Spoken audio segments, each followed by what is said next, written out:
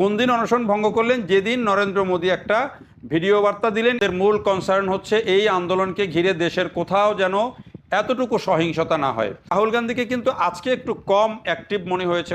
আসসালামু আলাইকুম প্রিয় বন্ধুরা, দেশেও প্রবাসে যে যেখান থেকে দেখছেন প্রত্যেককে শুভেচ্ছা জানাচ্ছি। আমি সাইদুল ইসলাম। ভারতে কি জেনজি আন্দোলন তাহলে পেছনে হটতে শুরু করলো? এমন প্রশ্ন এখন অনেকেই করছেন।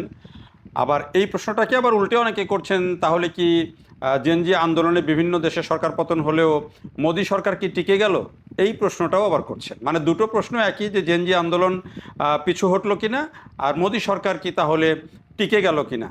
মানে এই প্রশ্নগুলো সামনে আসছে এই কারণে যে এখন পর্যন্ত জেনজি আন্দোলন বিভিন্ন জায়গায় বিভিন্ন দেশে, বিশেষ করে আমাদের এই দক্ষিণ এশিয়াতে যে তিনটা দেশ, সেই তিনটা দেশেই কিন্তু জেনজি আন্দোলন সফল হয়েছে এবং রেজিম চেঞ্জ হয়েছে, সরকার পতন ঘটেছে। কিন্তু ভারতে এখন বলা হচ্ছে যে সেই জায়গা থেকে মোদী সরকার বোধহয় কিছুটা সাকসেসফুলি তাদেরকে পেছনে হটাতে পেরেছে। এই বিশ্লেষণটা শুরু হয়েছে। এই কারণে বিশ্লেষণটা শুরু হয়েছে গতকাল গভীর রাতে নরেন্দ্র মোদী যখন একটা ভিডিও বার্তা দিলেন, সেই ভিডিও বার্তার পরপরই এই আন্দোলনের যাকে বলা হয় একেবারে মাস্টারমাইন্ড, বা এই আন্দোলনের যাকে বলা হয় পুরোধা ব্যক্তি, সেই শিক্ষাবিদ ও সমাজকর্মী সোনম ওয়াংচুক, তিনি ২৬ দিন পর এসে অনশন ভঙ্গ করলেন। কোন দিন অনশন ভঙ্গ করলেন? যেদিন নরেন্দ্র মোদী একটা ভিডিও বার্তা দিলেন। এর আগে কিন্তু এই বিষয়ে সরাসরি নরেন্দ্র মোদী কোনো কথা বলেননি, কোনো মন্তব্য করেননি, কোনো বক্তব্য দেননি। যখন তিনি প্রথমবারের মতো এই আন্দোলন নিয়ে একটা ছোট্ট ভিডিও দিলেন, তখন তারপরেই সোনম ওয়াংচুক তিনি এই অনশন ভাঙলেন এবং তিনি বলেছেন যে তিনি যেসব দাবি দেওয়া করেছিলেন, বিশেষ করে আশ্বস্ত করা হয়েছে যে এই যেই আন্দোলনকারীদের বিরুদ্ধে যেসব মামলা মোকদ্দমা বা এফআইআর করা হচ্ছে সেগুলো করা হবে না। পর্যাপ্ত ক্ষতিপূরণ, যাদের এই যে আত্মহত্যা করেছে ২০ জন শিক্ষার্থী, ২১ জন শিক্ষার্থী, তাদেরকে ক্ষতিপূরণ দেওয়া হবে। মানে আন্দোলনকারীদের পক্ষ থেকে, অর্থাৎ সিজেপির পক্ষ থেকে ১ কোটি টাকা করে ক্ষতিপূরণের কথা বলা হয়েছে। আর সোনম ওয়াংচুক যেটি বলেছেন যে সরকার তাদেরকে বলেছে যে তাদেরকে ক্ষতিপূরণ দেওয়া হবে, এইটি তিনি আশ্বস্ত হয়েছেন। এবং তিনি বলেছেন যে শিক্ষা সংস্কারের ব্যাপারে সংসদে আলোচনা হবে এবং বড় ধরনের সংস্কার হবে, সেটি তাকে আশ্বস্ত করা হয়েছে। এবং কেন্দ্রীয় দুজন মন্ত্রী তাকে গিয়ে এই আশ্বাস দিয়েছেন। এবং যেই শিক্ষামন্ত্রী ধর্মেন্দ্রর ব্যাপারে যেই পদত্যাগের কথা বলা হয়েছে, সেই ব্যাপারেও তিনি লিখিত একটি প্রতিশ্রুতি পেয়েছেন বলেও এই বিবিসি বাংলার একটি রিপোর্টে বলা হচ্ছে। এবং সোনম ওয়াংচুক এই যে প্রতিশ্রুতিগুলো পেয়েছেন, সেগুলোর কারণেই তিনি এই আন্দোলন থেকে মানে সরে আসা তো না, তিনি অনশন ভেঙেছেন, ২৬ দিনের অনশন ভেঙেছেন। তবে আন্দোলনকারী যারা সিজেপির যারা, অর্থাৎ তেলাপোকা পার্টি, ককরোচ জনতা পার্টির যারা, তারা কিন্তু এখনও যন্তর মন্তর চত্বরে তাদের আন্দোলন চালিয়ে যাচ্ছে। আজকেও, অর্থাৎ আমি যখন ভিডিওটি করছি সেদিনও, শুক্রবারেও কিন্তু তারা দিনভর যন্তর মন্তর চত্বরে ছিল। তারা মুখোশ পরে আন্দোলন করেছে, তারা বিভিন্ন স্লোগান দিয়েছে এবং তারা যেটি বলেছে যে তাদের এই আন্দোলন চলবে এবং তারা শেষ পর্যন্ত দেখবেন। শেষ পর্যন্ত দেখবেন বলতে তাদের এখন যেটি মূল জায়গায় এসে ঠেকেছে, সেটি হলো শিক্ষামন্ত্রীর পদত্যাগ করতেই হবে। এটি হচ্ছে তাদের শেষ দেখা। আমরা যেটিকে অনেকেই হয়তো আমাদের দেশ থেকে বা বিভিন্ন জায়গা থেকে অনেকেই বলছেন যে এই আন্দোলনকারীদের মূল টার্গেট হচ্ছে নরেন্দ্র মোদী সরকারের পদত্যাগ, বা শেষ পর্যন্ত এই আন্দোলনকে অন্যান্য দেশের আন্দোলনের মতোই শেষ পর্যন্ত মোদী সরকারের পদত্যাগে গিয়ে ঠেকবে। অনেকেই এই ধারণাটি করছেন, অনেকেই লিখছেন, বলছেন সোশ্যাল মিডিয়াতে এবং গণমাধ্যমগুলোতেও নানা বিশ্লেষণে বলা হচ্ছে যে ওই যে বিভিন্ন দেশে যেটি হয়েছে সেটি ভারতেও হয় কিনা, সেই শঙ্কাটা কিন্তু অনেকজনেই করছেন। কিন্তু এই সিজেপির যিনি প্রধান নেতা অভিজিৎ দীপকে, তার পক্ষ থেকে যেই বার্তা দেওয়া হয়েছে, বা তাদের যেই মুখপাত্র, সিজেপির যে মুখপাত্র সৌরভ দাস, তিনিও গণমাধ্যমকে বলেছেন যে এখন তাদের মূল কনসার্ন হচ্ছে এই আন্দোলনকে ঘিরে দেশের কোথাও যেন এতটুকু সহিংসতা না হয়। কোনোভাবেই সহিংসতা হতে দেওয়া যাবে না, এটি কোনোভাবেই সাংবিধানিক নয়।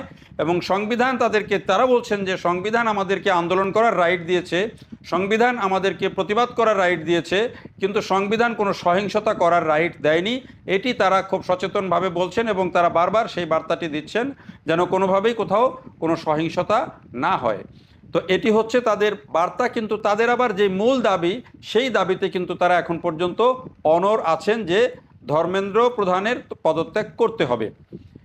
আর হলো যারা যেটি আরেকটা দাবি মূলত করেছেন সেটি হচ্ছে যে 1 কোটি টাকা ওই যারা আত্মহত্যা করেছে 20 জন 21 জন তাদেরকে ক্ষতিপূরণ দিতে হবে। তো সরকারের জন্য আসলে এগুলো খুব বড় ইস্যু না। ধর্মেন্দ্রর প্রধানের যে পদত্যাগের বিষয়টি সেটি হয়তো সরকার একটু দেখে শুনে বুঝে হয়তো সিদ্ধান্ত নিতে পারে। আমার কাছে যেটি মনে হয় পরিস্থিতি বুঝে তারা হয়তো সিদ্ধান্ত নেবে। যদিও সোনম ওয়াংচুক তার যেই তিনি যে অনশন ভেঙেছেন সেই সময় কিন্তু তিনি এইটা বলেন নাই যে শিক্ষামন্ত্রী পদত্যাগ করেছেন কিনা, তিনি বলেছেন যে একটা লিখিত প্রতিশ্রুতি তিনি পেয়েছেন, এই কারণে তিনি ভেঙেছেন। এখন এইটা হচ্ছে একটা যে ধর্মেন্দ্রর পদত্যাগের বিষয়টা। আরেকটা হচ্ছে যে এই ভারতের রাজনীতি এখন যেটি অনেকেই বলছেন যে ভারতের যে রাজনীতি বা যে সরকারের যে পদ্ধতি, এই পদ্ধতি এবং বর্তমান ভারতের যে অর্থনৈতিক কাঠামো অর্থনৈতিক অবস্থা সব মিলিয়ে কিন্তু এখানে অন্য দেশের মতো খুব সহজেই কেউ চাইলে, যেটিকে অনেকে বলেন যে ডিপি স্টেট কিন্তু চাইলেই অন্য দেশের মতো থার্ড ওয়ার্ল্ডের অন্য একটা কান্ট্রির মতো ভারতের সরকারকে হুট করে ফেলে দেওয়া এত সহজ নয়। কারণ এখানে সরকারের যে পদ্ধতি সেটি একটু ভিন্ন। এখানে প্রত্যেকটা রাজ্যে আলাদা সরকার আছে, যদিও কেন্দ্রীয় সরকার আছে কিন্তু প্রত্যেকটা রাজ্যে কিন্তু একটা সরকার আছে। ফলে প্রত্যেকটা রাজ্য থেকে আন্দোলন হতে হবে, সেভাবে বেগবান হতে হবে। এটি যেটি বলা হচ্ছে যে বিভিন্ন রাজ্যে এখন আন্দোলন ছড়িয়েছে, হ্যাঁ বিভিন্ন রাজ্যে আন্দোলন ছড়িয়েছে, এই আন্দোলনকারীদের সমর্থনে বিভিন্ন জায়গায় বিভিন্ন ধরনের বিক্ষোভ হয়েছে।